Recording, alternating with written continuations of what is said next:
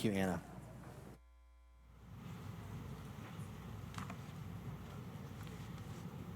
Our passage this morning is from Luke chapter 10, verses 38 through 42. Now as they went on their way, Jesus entered a village, and a woman named Martha welcomed him into her house. And she had a sister called Mary, who sat at the Lord's feet and listened to his teaching.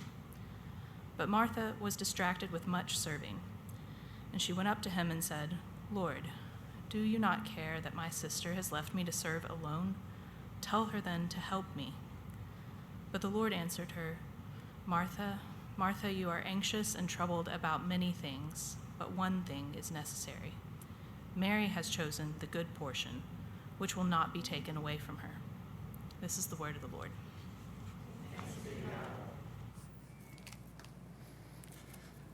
Thank you, Anna.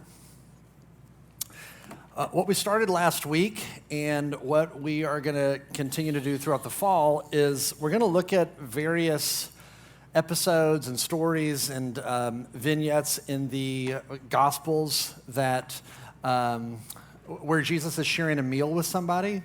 If you've read through the Gospels on your own, you'll know that Jesus is just constantly eating, feasting. He's at a party, he's at a dinner, he's at a wedding, there's a lot of food going on in the New Testament, and these stories are really important because when Jesus sits down and shares a meal with somebody, you really do get a unique window into who Jesus is.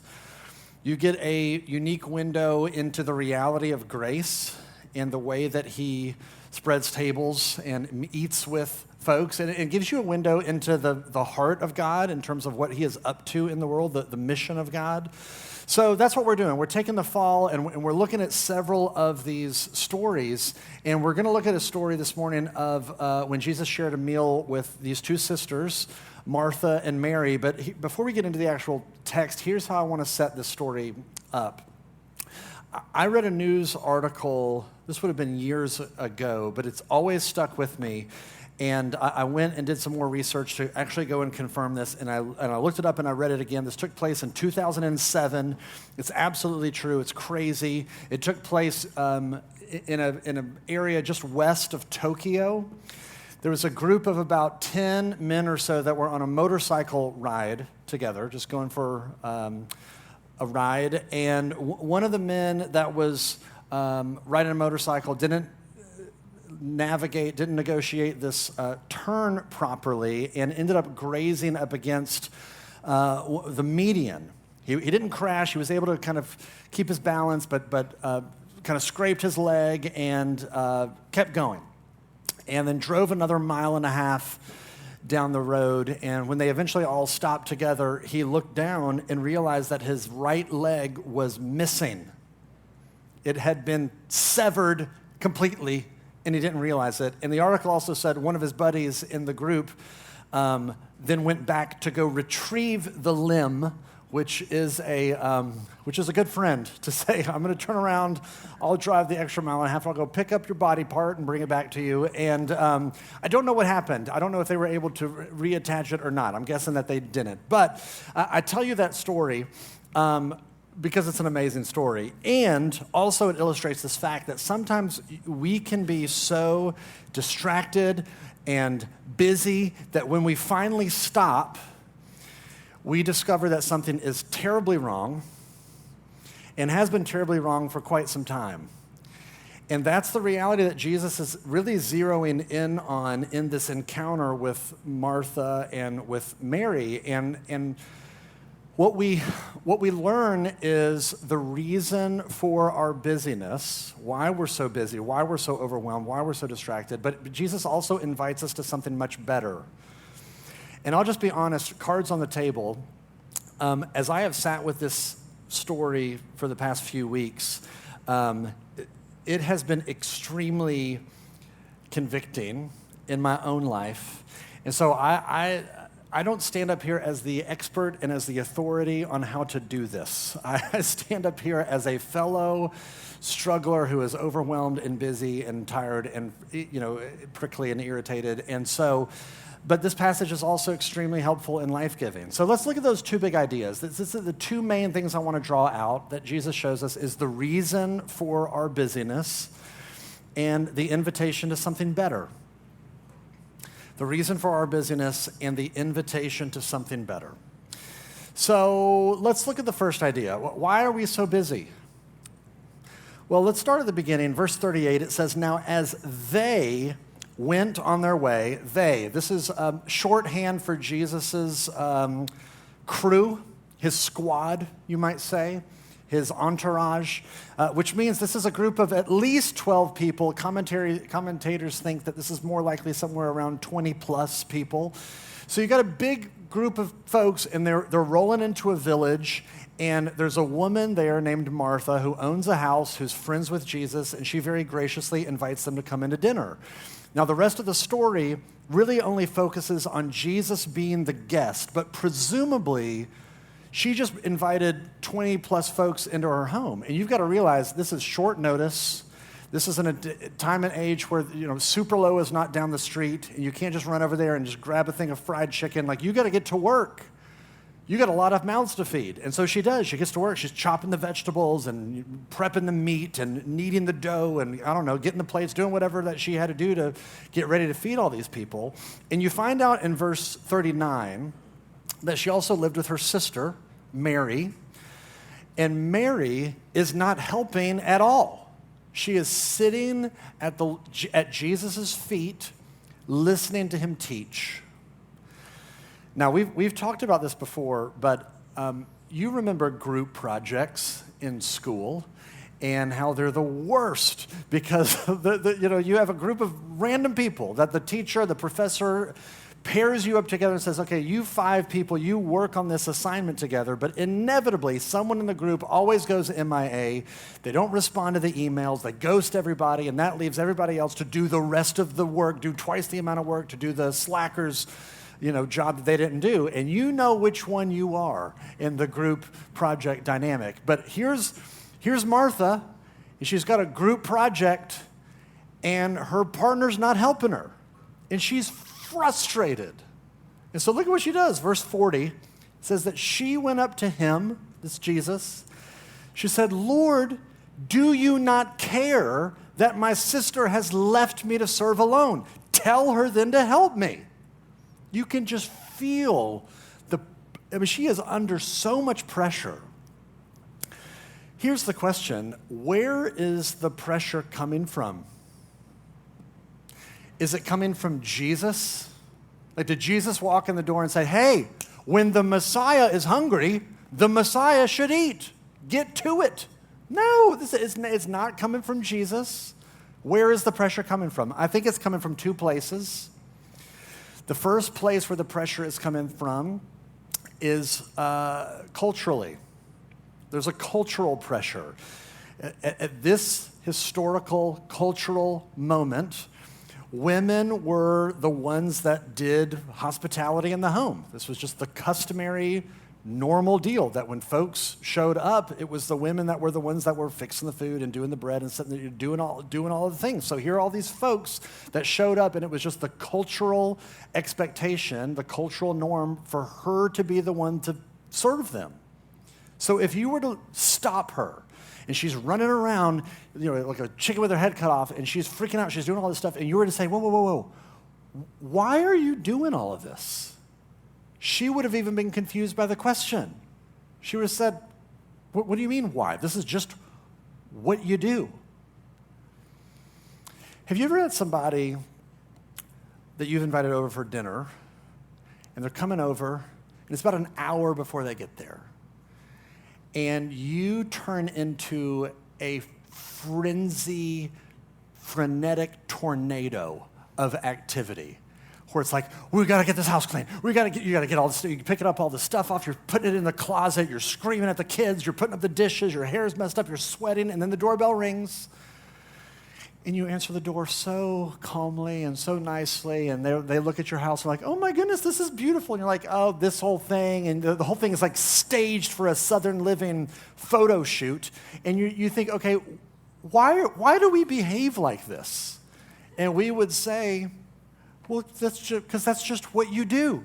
There is a cultural, invisible force in Memphis and in the South that says your home should look like human beings don't actually live in it. And so we just, this is just what you do.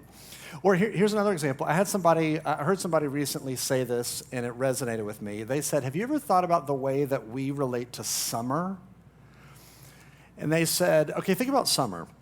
You get to May, and then school gets out, and then everybody scatters, which is very true in Memphis. Everyone just vacates over the summer. You got to go to the lake, or you go to the beach, or you go to the mountains, or you got summer camps, or you got family trips, or you got things, you got internships, and so everyone just leaves. And I've often joked with people before that we should just cancel church over the summer. Just go from May to August and just take a break. I think the 7 of y'all that stay in Memphis enjoy it, but for the rest of us, we're gone. But everybody leaves, and then eventually on July 4th, everybody comes back. So we're all here for July 4th. It's important to be together to blow up stuff. And but then we think, oh, August is approaching, and fall's going to get crazy again. And so we've only got a little bit of time before it gets nuts. Let's go on one more trip. And so everybody squeezes in one more trip, and then the fall happens. Everybody finally comes back. We all start to catch up with each other, and we say, y'all, the summer was crazy. That's what we all say. We just say, y'all, the summer was nuts. It was crazy. Who is making us behave like this? And then you get into the fall, and the fall is even worse. You've got youth sports, and you got college football, and you got Grizzly games, and you got duck hunting season, and you got all of this stuff, and then you get into December, and December is madness. December is when you've got all the shopping and the parties and the concerts and the family activities and the staff gatherings and don't even get me started on May. May is utter insanity. May is just the worst. May-cember, as we've joked about it around here before. If you were to stop any of us and to say, why are you doing this to yourself? We would be confused by the question. That's just what you do. There is this cultural, it's like this invisible cultural force that we feel that says, okay, if there's any free, available pocket of time, it must be filled with an activity or with a trip or with a get-together or with a thing. And so we just go. That's Martha. She is feeling all of this is just the normal cultural stuff. Why are you running around doing all of this? Because that's what you do. And she's overwhelmed and stressed out of her mind. So there's this cultural pressure, but there's also a second source of where the pressure's coming from. It's not just culturally, there's also this internal pressure. And you see that in verse 41. Jesus looks at her and says, but the Lord answered her, Martha, Martha, you are anxious and troubled about many things, but one thing is necessary. He's making this comparison between two different types of needs. He's saying, look, you are anxious, you are troubled about many things. There are so many things that you think that you need, but there's only one thing that you need. There's only one thing necessary. What he's doing is he's drawing her attention to the fact that all of this stuff that she's doing, it has shifted from good desires into the land of need. I need this dinner to go well. I need this food to come out on time. I need the place to look nice. Her well-being is now attached to this. It's no longer just, hey, I'm putting on a dinner for some friends. This is about her. It's almost like there's this engine inside of her, and the thing that is fueling her is, what will this say about me if this doesn't go well? What happens if this falls apart? No, that's unacceptable. That's not an option. This is a need. I need this to go well. And Jesus says, there is an internal pressure where this thing has moved from desire into need. There's a phrase that you and I use often, and I don't think we realize that we say it. And when you hear yourself say it, or when I tell you what it is, maybe you'll start to identify, you hear yourself say it, you hear other people say it. Here's the phrase, I just need to. fill in the blank. I just need to send this email real quick. I just need to find a new gym. I just need to get a raise. When you hear yourself saying it, you'll start to hear it more and more and more. Here's how it works. You watch a TED Talk, let's say, and the TED Talk is about new research on how to lose weight and how to really keep it off. And so you watch that. And then later that day, you read an article about how to raise children who are well-adjusted and who are emotionally intelligent. And then later that day, you see an Instagram reel on your phone that shows you a new journaling method on how to bring order back into your life of chaos. Then you talk to a friend who shares with you a kitchen hack about how to make the perfect sourdough loaf. Then you hear a small group leader at a Bible study talk about their Bible study plan and how it's really working for them. And then you go and you see a counselor, and they tell you about the benefits of solitude and about silence. And then you see an ad on the television for a new app that what it does is it customizes your workout routine to fit your particular age and stage of life. And then you talk with a friend who tells you about this amazing new show on Netflix that you have to see it. You have to see it. And then you talk with or you listen to a podcast that tells you all about a whole new organizational system that can totally revolutionize the flow and the machinery of your own home. And you hear you get all these inputs all day, every day, and then you just say, well, I just need to do that, and then I'll be okay. I'll just do that. I just need to do all of that stuff, and then I'll be okay. In other words, our well-being is now attached to doing all of this stuff, and then we go out and we try to do it, and we feel this enormous amount of pressure. And so here's the question. How do you complete that sentence? What is the core need for you? What is it for you that says, I just need to blank? Or is it my well-being is attached to what? My well-being is attached to having an impressive house, an impressive home. Or my well-being is attached to being respected. My well-being is attached to being more successful than my parents. My well-being is attached to being liked.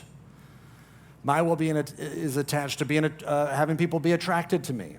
What is it for you? In fact, it's a hard question to answer because you really start thinking about your life, and there's so many things that you think you need, and you don't even know half of what's going on. It's what's driving you. Here's one way that you really can find out, though. It's kind of like it's the Martha test. What is it that causes you to lose your temper? What is it that causes you to really lash out at people? Because whatever that is threatening in your heart what is a core need. So, for example, let's say you're meeting somebody new for the first time, and let's say you happen to have young kids, and your kids are acting crazy, and they're running around, and they're misbehaving, and they're being loud, and you're getting so embarrassed, and you feel this tsunami of rage welling up inside of you because they're making you look like a bad parent. And you need to be seen as being a good parent. And so you lash out, and man, that rage just showed you what you think you need. So what is the core need that you and I, that's driving us to overcommit ourselves, that's driving our fear of missing out, that's driving our refusal to be still? We all have our things. And so what this passage is doing is it's showing us there's the reason we're so busy, the reason why we're so overwhelmed, the reason why we're prickly is we do feel this cultural pressure, we feel these cultural expectations, you got to do all this stuff, and we have this internal pressure. We've attached these things to our well-being is connected to these things. So what do? Because we're all in this boat. we're all Martha. We're all stressed out. We're all tired. We've all overcommitted and stretched ourselves. Like, what do we do? Is this just the way it is, or is there an invitation to something better? There is. There's an invitation to a better way to be. Well, let's look at it. Let's look at this second idea. What's the invitation? Look at how Jesus answers Martha's question. You remember her question. Her question in verse 40 is, Lord, do you not care that my sister has left me to serve alone? Do you not care? Now, Jesus could have said, whoa, Martha, don't drag me into this. Don't triangulate with me. This is y'all's deal. But he doesn't. He says to her, Martha, Martha, which anytime somebody, there's a repeating of a word like that, it's a sign of affection. In fact, later in the Gospel of Luke, Jesus himself will say, Jerusalem, Jerusalem, how I have longed to gather you together. It's language of affection, it's language of compassion, and he's looking at her and he's saying, okay, you're asking me, do I care? Of course I care. But I care about you. I don't care as much about a dinner. I mean, it's important, but I care more about you. And he says, this is when he says, Martha, Martha, you are anxious, you are troubled about so many things, but there's only one thing that's necessary. And you think, okay, what's the thing? What's the one thing? Tell me, Jesus, you've boiled it down to one thing. What is it? He says, well, look at Mary. Mary has chosen the good portion, which will not be taken away from her. What does that mean? Now, that language of the good portion, it's taken right out of the Old Testament. If you were one of the 7 people that were here this summer, there's this, we looked through the gospel, or not the gospel, we looked through the story of Exodus. And what that story showed us was that God's people, the people of Israel, they were in slavery and they were bondaged in Egypt, and God came in and powerfully rescued them, and he brings them out into the wilderness, and that's when the book of Exodus stops. But the story keeps going. And the story goes on that he eventually brings them into this land that he had promised them. And when they get into the land and they drive out the Canaanites, God starts to divide up the land and give each tribe of Israel a different portion. So they say, okay, here, tribe of Benjamin, here is your portion of the land. Or tribe of Judah, here is your portion of the land.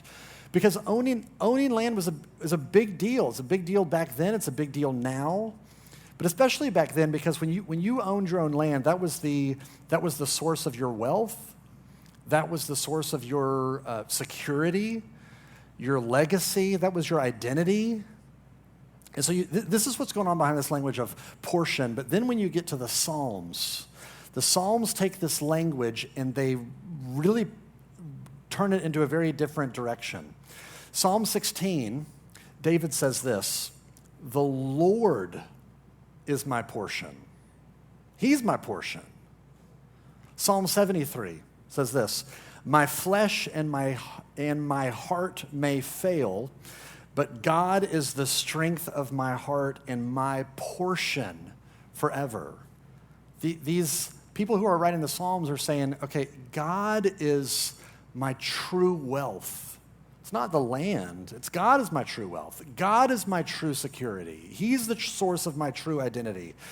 So here's Mary, and she's sitting at Jesus' feet, listening to him teach, just being with him. And Jesus says she has chosen the good portion. He's talking about himself. This is a claim to be God. And so what he's doing is he's looking at Martha, and he's telling her, and he's telling us as well, if you will just stop doing for me, and if you're willing to just be with me, you will discover that I'm your true wealth. I'm your true security. This is why I love how he ends this, how he just kind of tacks this on at the end. He says, which will not be taken away from her. That is permanence. That is a security that is invincible. What Mary has, she will not lose. And you see that kind of fleshed out in her very disposition, because here is someone who is quiet and calm and content. She's just sitting there. She's not running around saying, I need this to happen. I've got to have this happen. This needs to happen or else it's all going to fall apart. She has the one thing that she needs, and she knows to some degree this will not be taken away from me, and that is translated into inner peace, calm, stability. And you hear that and you say, well, good for Mary. Glad she figured it out. What about the rest of us bozos? Like, what do we do? Is that available to us too? Yes. How is this available to you and me? Well, go back to the very beginning of the passage. In verse 38, it says, as Jesus and his disciples were on their way. On their way where?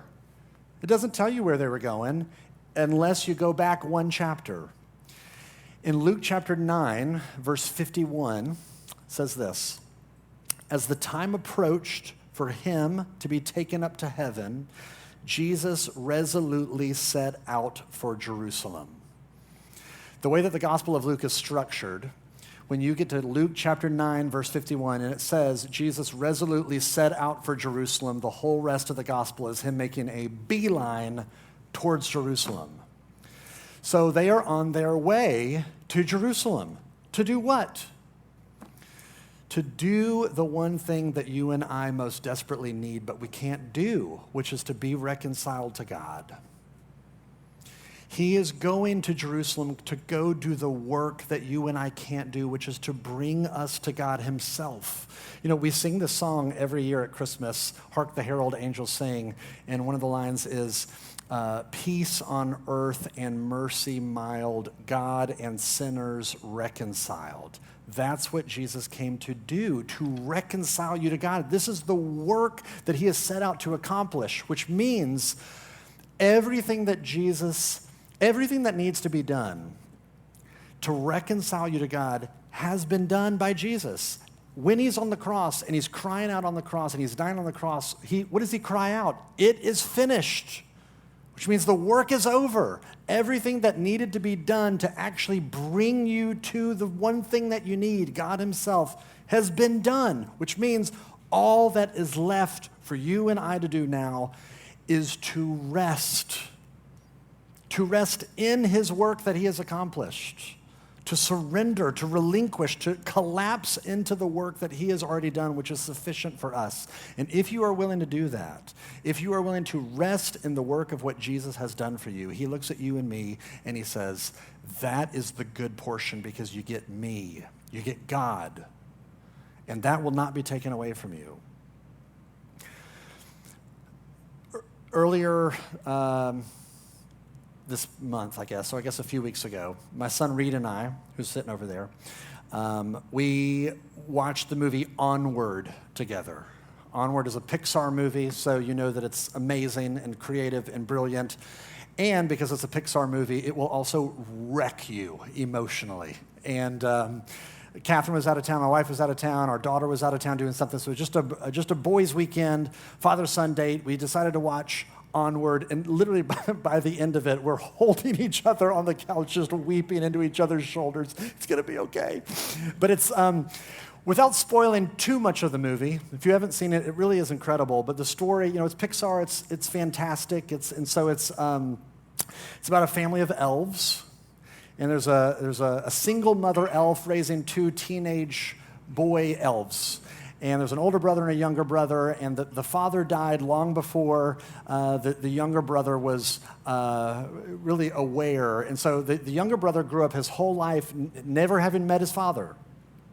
He has seen pictures, he's heard all the stories, but he never met him. And there's this spell that they discover, that if you do this spell, you can bring back your father for 24 hours. And you'll get to meet him and hang out with him and play with him for 24 hours. And so they do the spell, but the spell doesn't work right, and it only brings back a portion of their father, just his legs. It's just the bottom torso. The top half isn't there. They messed it up. Oh no, but the clock is already ticking. But we can't actually talk and interact with him. But they figure out there's this magical rock out there that if they can get their hands on this rock, they can do the rest of the spell and bring him back. And so they go on this quest to go find the rock, to bring back the dad, but the clock is ticking and pressure is mounting and it's getting stressful, and off they go to go find this rock. And as the story is unfolding, the younger brother, he is getting more and more irritated, he's getting more and more flustered, he's getting more and more stressed out because the core need that is driving him, he is desperate to meet his dad. He has this list that he has kept in his pocket of all the activities that he wants to do with his dad. When he finally meets his dad, he wants to play catch with his dad. He wants to have a heart-to-heart conversation with his dad. He wants to go on a walk with his dad, this whole long list of stuff. And as they go on this quest, anytime they mess up, anytime they lose some time, anytime they take a wrong turn, he lashes out and he screams and he's freaking out. And he's Martha. And when you get to the end, again, not spoiling everything, but his big discovery is that this thing that he has been so anxious and desperate to fulfill in his heart, he begins to realize has already been met and fulfilled by his older brother. It dawns on him, wait, I've played catch with my brother. I've had heart-to-heart conversations with my brother. I've gone on walks with my brother. Everything on his list, he begins to realize, has been fulfilled by this one who was right in front of him the whole time. He just didn't see it. And what makes that movie so powerful is it exposes this thing in us that we are running around frantic to fill a need inside of us that we already have in Jesus, if we'll just open up our eyes and see it. And so what this passage is doing, Jesus is inviting us to do just that, to open up our eyes, to see the ways that we are frantically choosing, trying to fill these needs in different ways. And Jesus is saying, hey, I'm the good portion. I'm your true wealth. I'm your true identity. Will you just stop and be with me? And if you will discover that what you have is life itself, and that will not be taken away from you. It is much easier said than done, but that is the invitation for you this morning, and for me. May we respond by coming and resting in who Jesus is and what he has provided for us. Let me pray for us. Father, thank you that you have provided so generous a Savior, that you do not ask us to merit our way into your presence. You do not ask us to jump through hoops. You do not ask us to climb mountains, to accomplish great feats. You just invite us to come and to rest in what Jesus has already done on our behalf. And Father, I pray that that would translate into us having a deep and inner stability and calm and peace as we learn to just simply be with Jesus rather than do for Jesus. And Father, I do pray also that that would just be paradoxically the thing that energizes us and enables us to do our work with more diligence and more clarity and more buoyancy, but not from a frantic, insecure place, but from a place of fullness and stability. Only you can do that deep work in us. So fill us, deal bountifully with us, that we might taste and see that you are indeed good. We pray all this in Jesus' name. Amen.